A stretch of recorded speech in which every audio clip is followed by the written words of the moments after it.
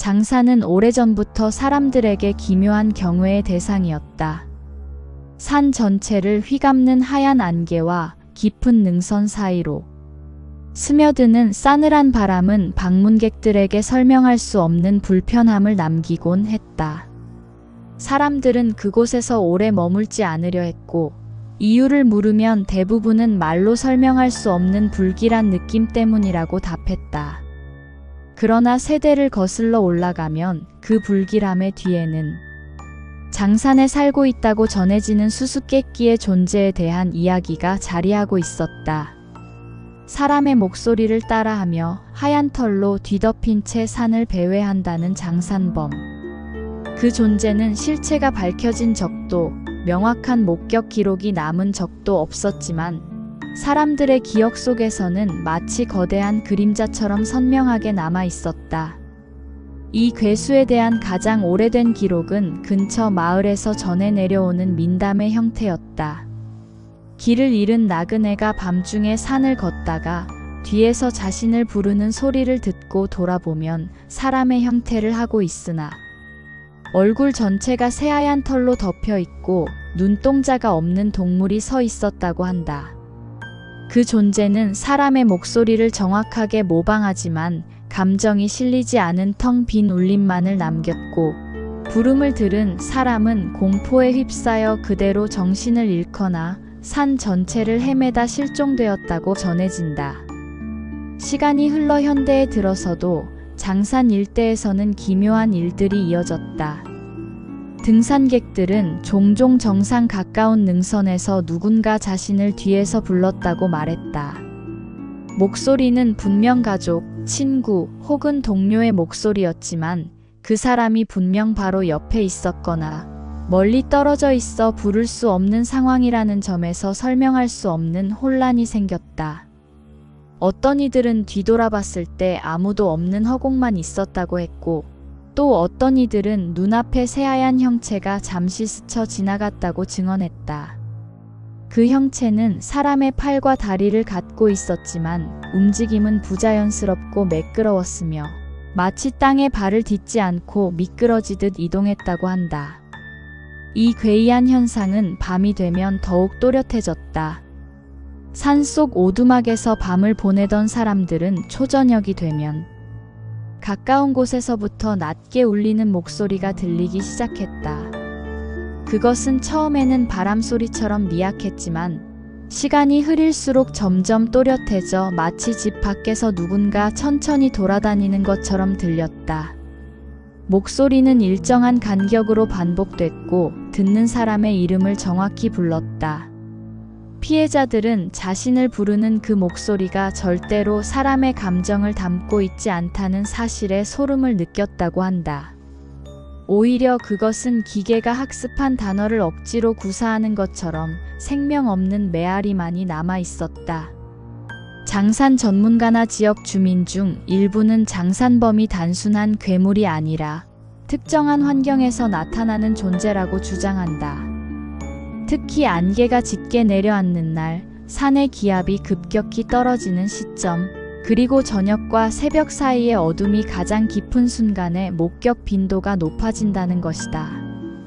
안개 속에 가려진 능선은 사람의 눈을 혼란스럽게 만들고 장산범의 하얀 털은 그 안개 사이에서 마치 허상처럼 보였다. 그래서인지 목격자 중 상당수는 자신이 본 것이 실체인지 착각인지 구분할 수 없었다고 털어놓는다. 그러나 단순한 착각만으로 설명하기 어려운 사건들도 존재했다. 몇 년 전 장산 인근에서 야간 촬영을 하던 사진가가 카메라에 이상한 형체를 포착했다. 그것은 사람과 비슷한 키였지만 팔다리가 비정상적으로 길었고 몸 전체가 끊김없이 하나의 털로 이어져 있었다. 사진가는 플래시가 터지는 순간 그 형체가 천천히 고개를 돌리며 자신을 바라봤고 이어서 믿기 힘들 정도로 빠르게 안개 속으로 사라졌다고 증언했다. 촬영본은 흐릿한 흔적만 남긴 채 명확한 형태를 보여주지 못했지만 그가 경험한 공포는 오래도록 지워지지 않았다고 한다. 지방에서 활동하던 구조대원들 역시 장산범의 존재와 관련된 이야기를 나눴다. 실종 신고가 접수되어 산을 수색하던 중 분명 인근에서 사람의 목소리가 들려왔지만 정확한 위치를 찾을 수 없었던 경험을 여러 번 겪었다는 것이다. 목소리는 구조 요청의 형태를 띠기도 했고 때로는 울음소리나 비명처럼 들리기도 했다. 그러나 은밀하게 다가가면 그 소리는 설명할 수 없는 방향으로 멀어졌고 마치 산 전체가 목소리를 움직이는 듯한 느낌을 주었다고 한다. 결국 구조대원들은 목소리를 따라가다 위험한 절벽 근처까지 이르기도 했고 이 때문에 부상자가 발생한 사례도 있었다. 장산범의 목소리가 사람을 위험지역으로 유도한다는 이야기는 오래전부터 전해져 왔다. 이유는 명확하지 않았지만 피해자들은 공통적으로 자신이 불러서 가는 게 아니라 끌려가는 것처럼 느껴졌다고 표현했다.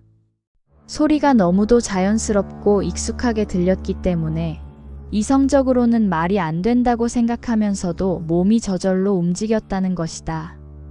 전문가들은 이런 현상을 심리적 영향이나 음향 왜곡으로 설명하려 했지만 당사자들이 느낀 비현실적인 체험을 완전히 해소하기는 어려웠다. 이처럼 장산범은 실체가 없으면서도 존재한다는 역설적인 괴물로 남았다. 사람들은 그것을 귀신, 자연현상, 동물의 변이 등 다양한 방식으로 해석했지만 어떤 설명도 완벽하게 들어맞지 않았다. 오히려 괴담은 시간이 흐를수록 더 많은 증언과 이야기를 덧붙이며 하나의 거대한 신비로 확대되었다. 특히 장산에서 실종된 사람들에 대한 기록이 늘어날수록 장산범에 대한 공포는 더욱더 관심을 모았다. 그럼에도 불구하고 누군가는 여전히 장산을 찾는다. 그들은 정체를 확인하고 싶었다고 말하기도 하고 단순한 호기심이라고 대답하기도 한다. 하지만 산에서 돌아온 사람들은 공통적으로 한 가지를 이야기한다. 장산은 다른 산들과 다르게 묵직한 무언가가 숨을 쉬고 있다는 느낌이 든다는 것이다. 어둠 속에서 자신을 지켜보는 존재, 뒤에서 자신을 부르는 목소리, 그리고 미묘하게 흔들리는 하얀 그림자. 그 모든 것이 합쳐져 장산범이라는 이름이 생긴 것이다. 장산은 오늘도 안개로 뒤덮여 있다. 목격담은 지금도 이어지고 해가 바뀌어도 괴담은 약해지지 않는다. 사람들은 여전히 그 산에서 들려오는 기묘한 목소리를 두려워하며 장산범의 존재를 쉽게 부정하지 못한다. 실체가 없기에 더욱 두려운 존재, 형체는 희미하지만 목소리는 너무나 선명한 존재.